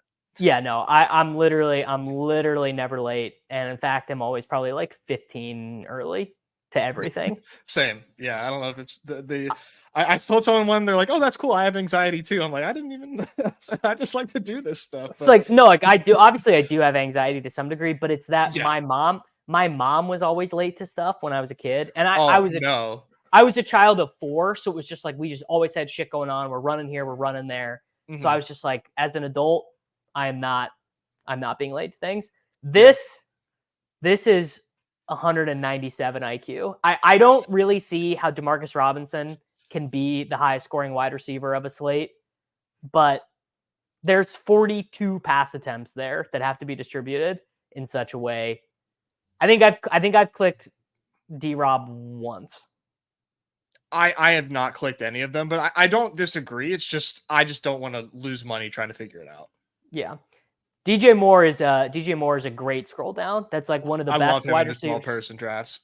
Because we talked about, I think the pass can beat the Jets. I think the Bears can beat the Colts this week too. Yeah. This is also true. Kyron might legitimately just get 10 targets this week. It's definitely true. It's sort of like Alvin Kamara-esque, that type of usage I think he's set up for. right now. Where like I don't know, man. Like that Chimera 40-yard run for the touchdown. He's not doing that ever again this season, right? Like, is he really gonna break off these long ass touchdowns like he just did? I just No, can't. literally never again. I do like this start. I That's like sick. I like the Jefferson. I like the Jefferson Barkley start. Yeah, a chain style usage for Kyron this week probably. Yeah, I really don't want to do these. I really don't. it's fair. One, like honestly, I can literally do. I can for under $1,000. I can do like literally 300 drafts. Yeah. You know, it's If pretty. you're a nice. volume shooter, stick to it. I'm like very ROI pilled. So like to balance out the amount of dog bowls that I do, because I'm obsessed. I got there last year and I am just so obsessed with getting back that I now play like non-main BR contests to help like boost my ROI, because like I'm lighting money on fire trying to get back to the goddamn dog bowl. So like I do the early slates, I do the late slates, I do the mini and the wildcat, and like I fire up in the main BR whenever I'm like, if I don't snap fill a lobby, I'm like, okay, I'll go to the main BR just so I can get a draft going. But I really do shop around and play these smaller slates to help with the ROI. But I don't blame you for knowing your game though. Well, I also it's just like how I do them. So like what I like to do is I like to do for every BR I enter a wildcat and just draft them at the same time. There you go. Which is pretty nice. Did you multi-table during best ball season when you weren't streaming? Oh yeah. Okay, yeah, good. but by the end, I was streaming so much. Like I was streaming like literally every day. So it kind of evened out. But yeah, I like multi-table. I'll do like 5 or 6 puppies at a time. Like that it's is a like skill and like very necessary if you are trying to get down the money that you want to. You have to learn how to do it. Did you get to 1,000 teams? Yeah. Yeah, sick. I don't want to show my at stake if I can help it this season. Well, I didn't do any of the side, like I didn't do eliminator, marathon, sprint, any of that. So I did end up doing 50 weekly winners. I'm definitely maxing weekly winners next year. It's a very fun contest to think through. Like I started after watching Michael Chang's Best Ball After Dark with Pete. I started taking A-Chan in the first round in those. So I was like, what am I doing? Why am I not taking A-Chan as often as possible in this contest? Like just jam the highest ceilings. Just do it and see what happens. So far, haven't won yet, but this is me. Now what I've been doing is I draft BRs on my phone at the gym. I'll just be dude, yeah. I just space it out, so in between sets I just wait, and then like you got a turn pick, perfect. It's beautiful. BRs are so bad for my gym routine because I break off my strength training like just so I can hit the treadmill and draft. It's it's the worst. I'm cool with this. Do you want to do Kyler or do you want to do Stroud and then set it up for Dell? Let's just look at quarterbacks real quick because I kind of forget. Like I'm cool with McBride. Yeah, dude, it's so hard to tell yourself that these other QBs after Stroud. I'm like I don't know how these dudes are winning. Like I really don't. It's like Richardson obviously could score a bunch of rushing tuds, but and if you do Dak, how do you not get that without CD? So like you can't do it here because it's like 101 or bust. I mean, I have to say I'm like contractually obligated to mention like Justin Fields because he's kind of running bad with his rushing touchdowns because he definitely runs so running much. Bad. I really liked him as a click in week 1. Yeah, this game environment seems terrible. It's like I think this game could have. I mean, I guess this game could have a ton of plays run because they're literally going to be running and the success rate is going to be very high. But this game could be over in like 2 hours, Yeah. Like they go out, everyone goes into halftime, gets their Gatorade, comes back out, and they're like, all right, guys, 45 minutes. Let's get this wrapped up. Number of plays could be low, but the clock could just like never stop. Correct. I'm honestly excited for just some good old fashioned smash mouth football. Harbaugh coming back to Pittsburgh. It's gonna be a blast. It is. It should be a pretty fun from a fan standpoint, right? Because I'm a Steelers fan. Yes. Although I did on Monday, I clicked Najee a couple times and I didn't really know what to do. Probably doesn't have the ceiling in this, but against the Chargers. Yeah, it's interesting, man, because like I think I'm definitely overconfident in the Steelers defense, but I think there's going to be games where like they wreak havoc and like, you know, it's pick six or fumble six, what have you. And then it's just such positive game script because like teams just can't overcome this smothering defense. And then it's the Najee show. Like we saw Warren get work last week, and that was great for our bags. Najee still had 17 carries. And they just have not found Warren is just enough. like the best pass blocking running back in the NFL, but they want to give Najee the ball. Right. There's going to be some better games. They just haven't had the game scripts for it. Like let the Steelers actually wall up on a team, and maybe that's impossible. But if that does ever happen, then we're in good shape. We just need Fields to like I wonder your take on this. My take right now is that Fields is playing so inside of himself because he knows he could get benched. Like he knows that the threat of Russell Wilson is still there. But the second that Tomlin comes out and says, Fields is our dude, we all believe in Justin, yada, yada, then we are going to get some more vintage Fields deciding to break out of the pocket and make shit happen. I think Fields understands what is asked of him. And I think he understands that the 100%. defense is so goddamn good that he just knows that he shouldn't turn the ball over. And it's not like he's making like bad or not playing aggressive. He's throwing it downfield to George Pickens. And the reason he's not throwing it over middle is because there's nobody running over the middle that should be getting the football. Like you have George Pickens, the best perimeter wide receiver, one of the best perimeter wide receivers in football. Justin Fields could throw the perimeter deep ball. Just do that. That is a great synergy. You know, do that when you have to. I would like to see them get pushed at some point, but like, can that ever happen? Like, will there ever be a Steelers game that has a total of greater than 44 this season? Probably not even against the Chiefs, because the Chiefs will be favored and they have a good defense. But I do think we're going to get a pick and ceiling game at some point. I think that, and this is obviously coming from like a very biased standpoint, but I do believe this as well. I've talked myself into believing this, that the Steelers are letting Russ down easy because they signed him first and they promised him he was going to be the starter, and he's Russell Wilson, future Hall of Famer, probably. And then Justin Fields came in and they're like, wait, these guys are at this point in their career doing the same things. Like they are slow processors. They take sacks, except Fields can actually extend plays. Russ can't do that, especially with a bad calf. The ability for Justin Fields to get first downs when nobody's open with these receiving That's what he does best. It is invaluable. It's invaluable to this offense. He's a perfect fit for them right now. I mean, sure, he might not be. I'm a defender of him in real life, let alone in fantasy. Like, I think he actually makes a lot of sense. I don't know, man. We'll see if he get in a better game script. But I wanted to ask you, because I don't know, did I ever tell you this story? Because I know you're like a big Mac Miller guy. You know, did I ever tell you the story? Probably not, because we haven't talked on stream a bunch. That where like I ran into him at a Steelers game before. No, man. I've actually like had like a few conversations with him, like through like going to his concerts and meeting him after shows and stuff. Like there was one time it was when Vine was popping, and he did the tour with like Chance and Earl Sweatshirt and shit. It was like one of the best tours I've ever seen. And they were in their tour bus like recording us. And like didn't really know what was happening, and then I checked on him. I was like, "Oh shit!" And then I saw him after the concert. We went and like to say hi. And he's like, "You guys see yourself on Vine?" I was like, "Oh no shit, you saw that." But I saw him at the Steeler game. They were playing "I Wish You Would" by it was like that DJ Khaled song with Kanye. He's jumping up and down, all hype. And I was like, I gotta say hi. I didn't want to make a scene, so I was just like, "Yo, like, are you Mac Miller?" And he's like, "Yeah." And I just like enjoy the game and gave him a dap, and it was like one of the coolest moments ever. Wow. He was really cool. To say what's up. That is beautiful. That is so beautiful. Serendipitous for sure to see him, man.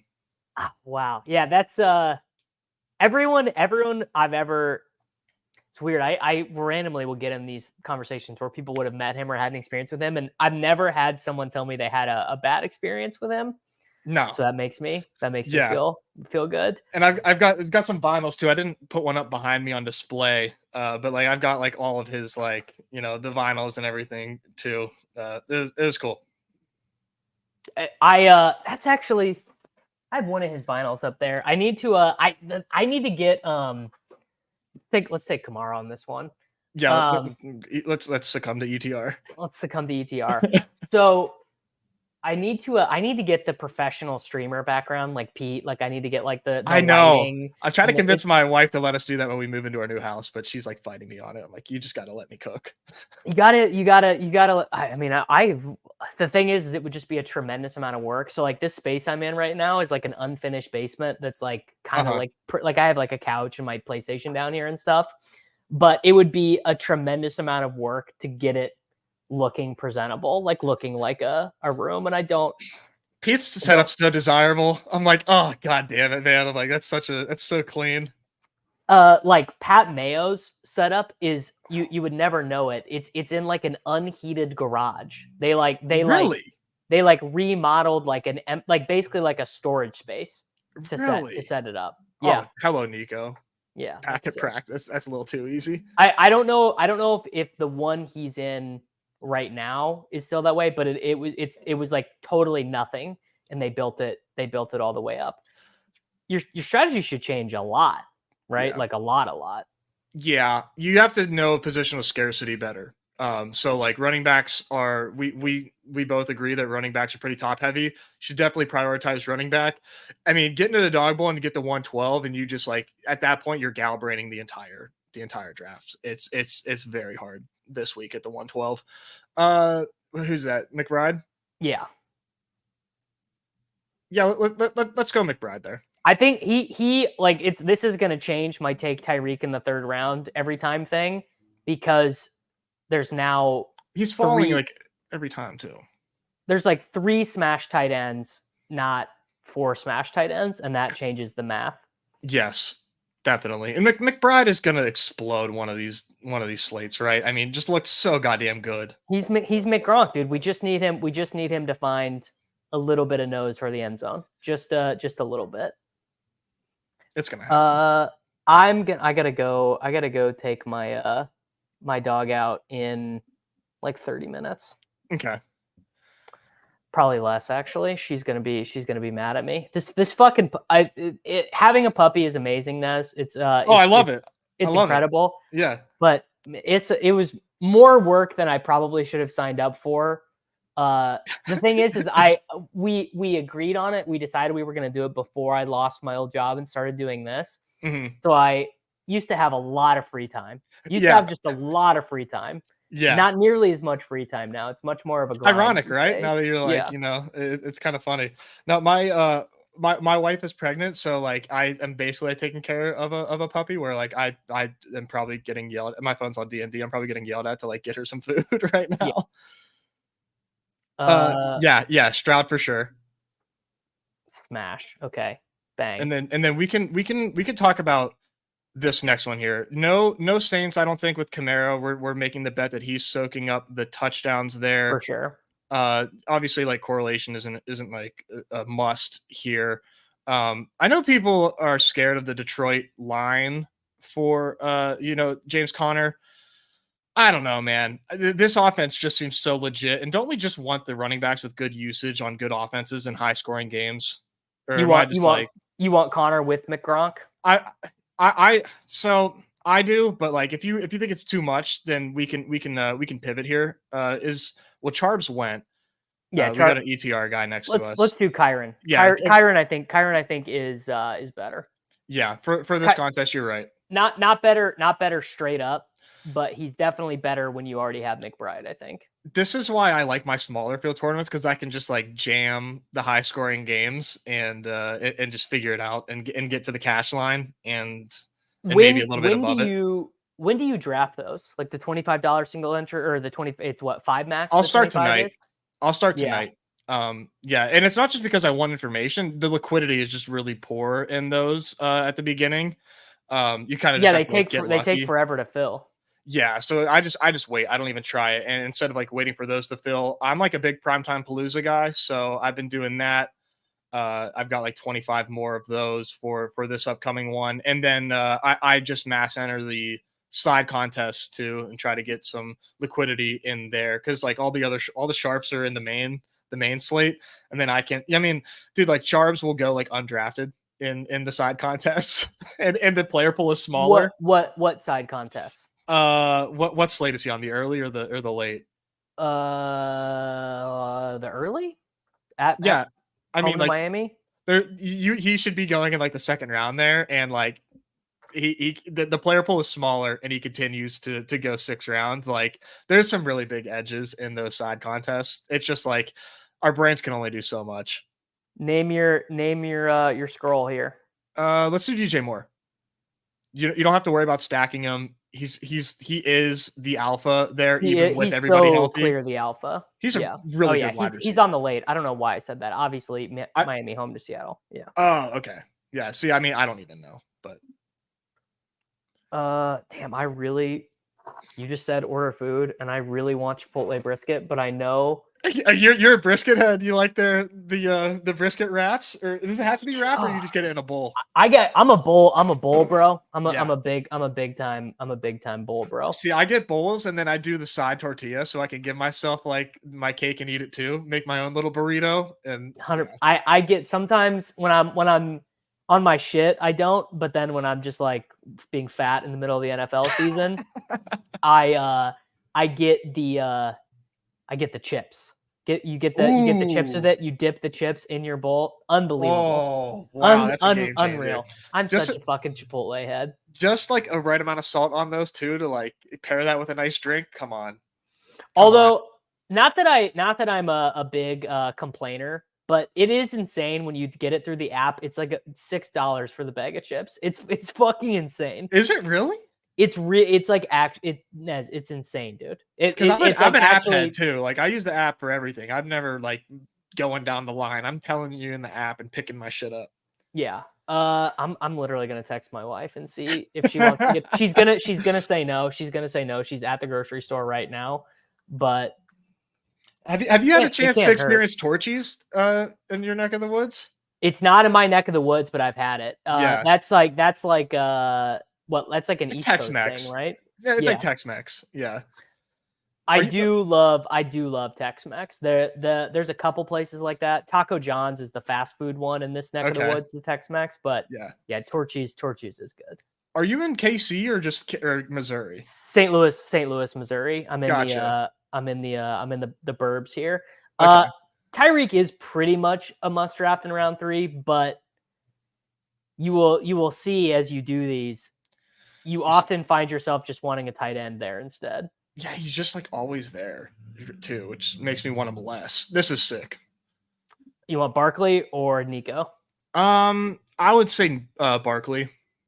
I was gonna say Nico, but I meant to say Barkley. No, the running back scrolls. It's like you get there and you're like, all right, dude, time to take Kyron in round 3. Like that's where I'm at right now. Yeah, it's pretty automatic once you do these enough, but I don't think that's wrong to just like I said, like I literally would just recommend jamming the best plays and not getting overly cute in these. I mean, you only draft 6 players. You know, the chalk and DFS has been better than ever lately. You know, like for years running, it just makes sense to me. I mean, you just see it a lot, man.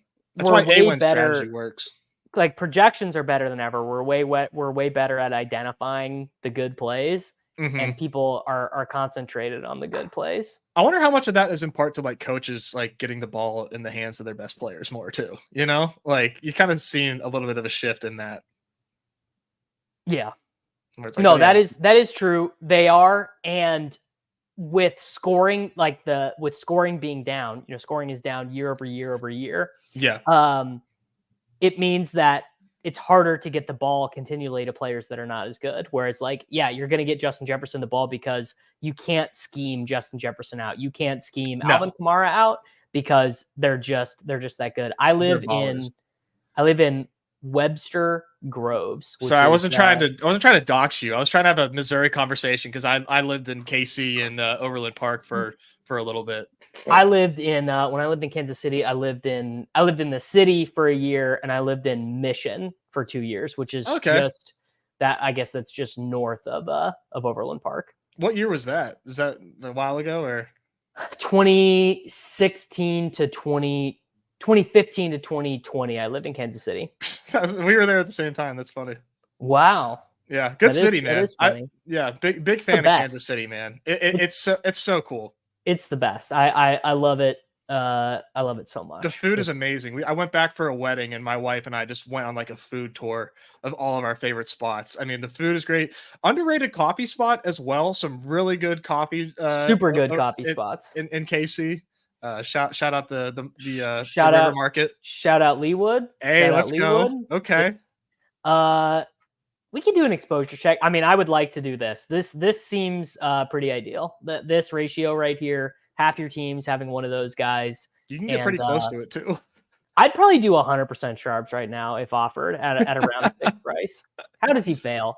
I mean, I knew he had a lot of usage. I was just simply not prepared for that ETR projection. When I opened that up at 8:01 Eastern and saw his projection, I was definitely ill prepared. Let's do Laporta on this one. We've done Bowers a lot. Okay. I think we need Cool. I think we need to embrace Laporta having a bounce back game. Laporta, and do you want to set up Stroud again? It's hard not to, right? I mean, like I'm doing it every time, dude. I'm just doing it every time. I mean, look at these other quarterbacks with the current setup of our team. And it's like only Anthony Richardson I could maybe make the case for.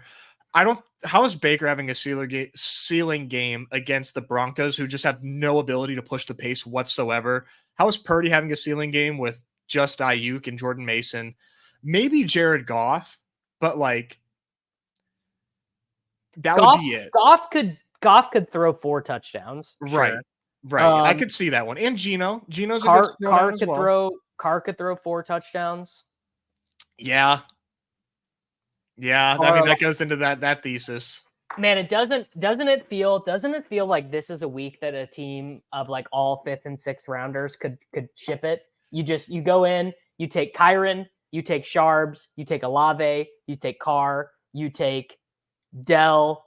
The all scroll team. The all scroll team. That's one you just like write down on a piece of paper and just like you just see how much it scores compared to the field. Just to see. Because I feel like people could hand pick their favorite 6 players to build a BR team, and you would maybe win like $20 if you threw that and if you were able to throw that into the player pool. Like that's what makes these games so damn hard, is like you could hand pick your lineup and probably not 10x. ADP is a construct, bro, and we're falling for it. That's what makes these so fun, in my opinion, is like learning to like when to respect it and when to not respect it. And there's times when actually ADP is like sharp and they're like, the projections don't say that, but like the field knew, and then we backed off that, and then that player actually hits. It's funny how that works. You see it a lot in in NBA more, where like projections come out, people love this one NBA player in ADP, but like if you don't you have to kind of respect it a little bit. It's like, oh well, if enough people like it, it's a fun dynamic. And I definitely don't have enough dog in me to be doing daily NBA drafts. Like I can't. But yeah, I don't blame you. Do people just copy and paste the ETR projections and then just draft off that? You can tell when they do. Yeah, you can easily tell when it happens, and it's like a fun game. You were doing it with NFL. It's the same thing with NBA, where you try to get as many drafts in before ETR comes out and try to get your CLV, and then you just like eat off your Sklansky's, and then it doesn't even matter when the cards are flipped over. Do you auto draft NBA always? 50-50. Yeah. Do you auto draft baseball?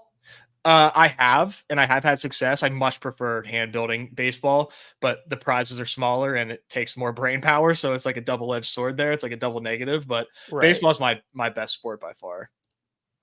Who do you want? Let's do Diggs this time. Don't you know? It's his first game back in Minnesota. Let's do we have Laporta here.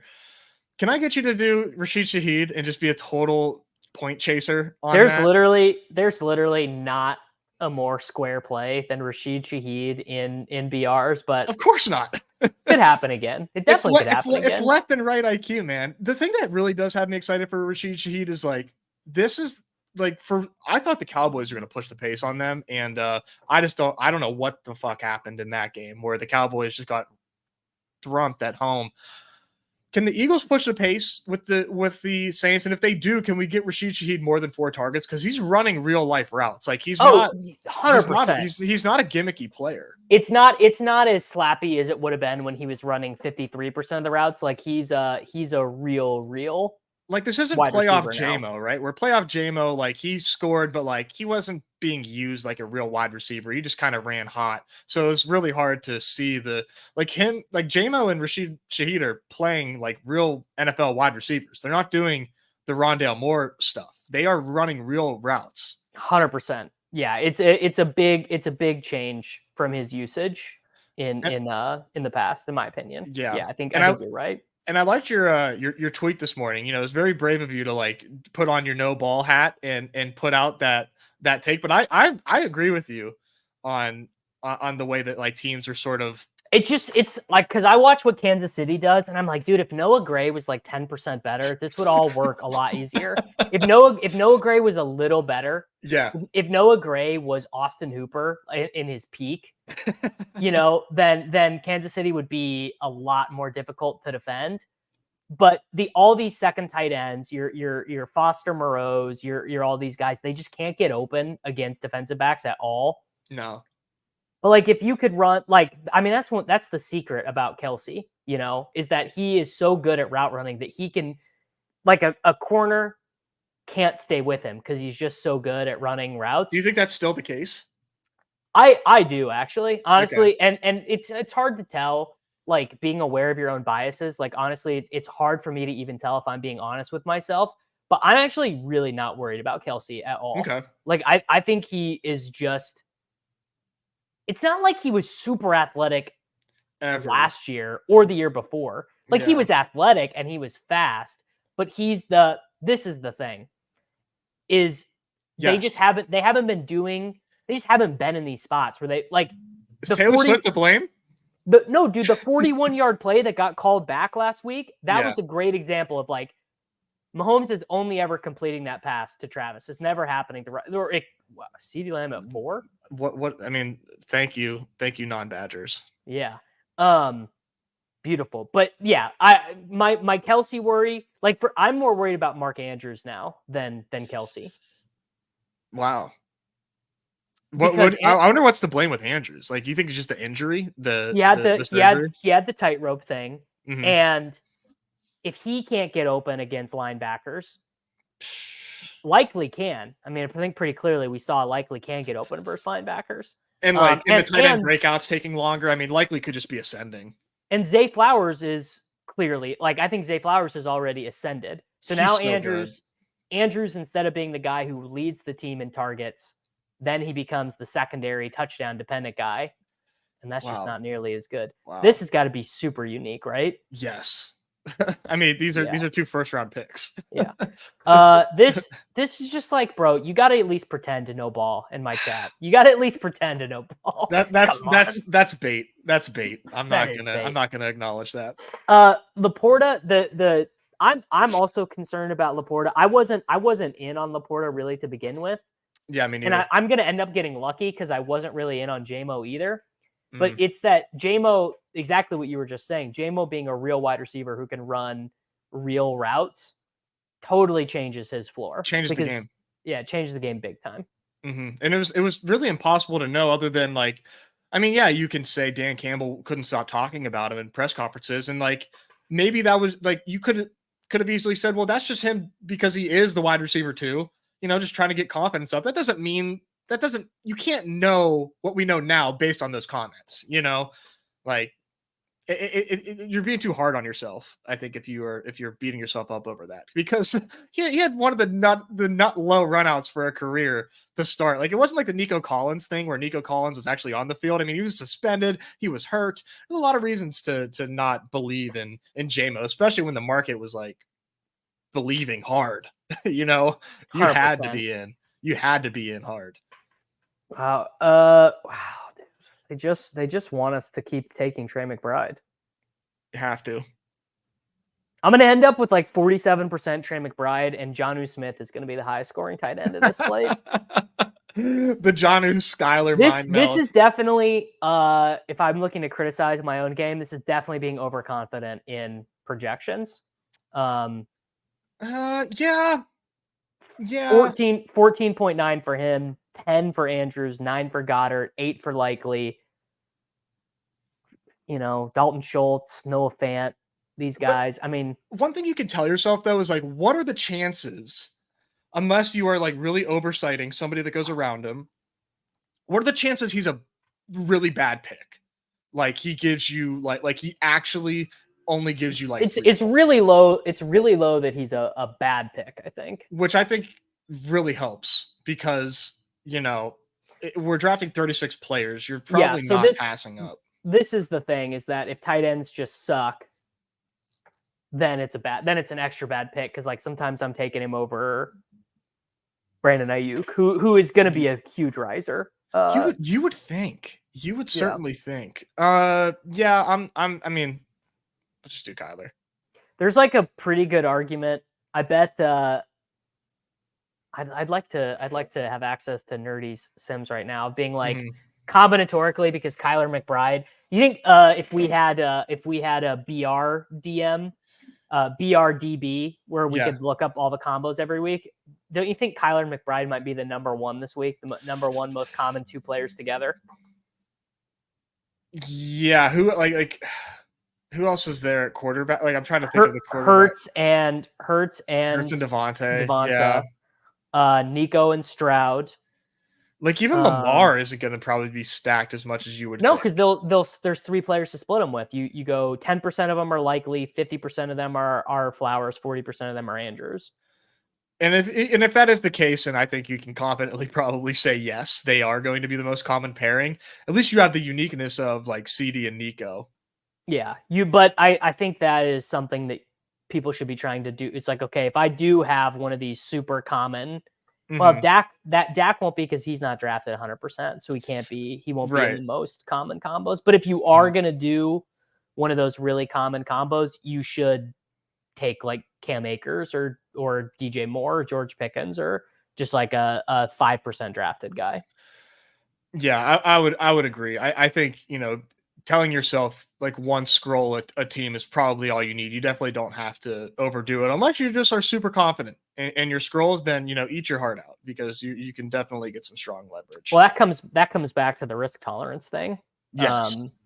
Like if you're pretty confident and you don't mind losing 80% on a slate, then you should go all in on Cam Akers or Jahmyr White or whoever. Yeah, and that kid Awen that we had on our show has like the loosest risk tolerance I think I've ever seen. Just zero care if he was like overexposed, and for good reason. He just made 5 figures. Pretty fun.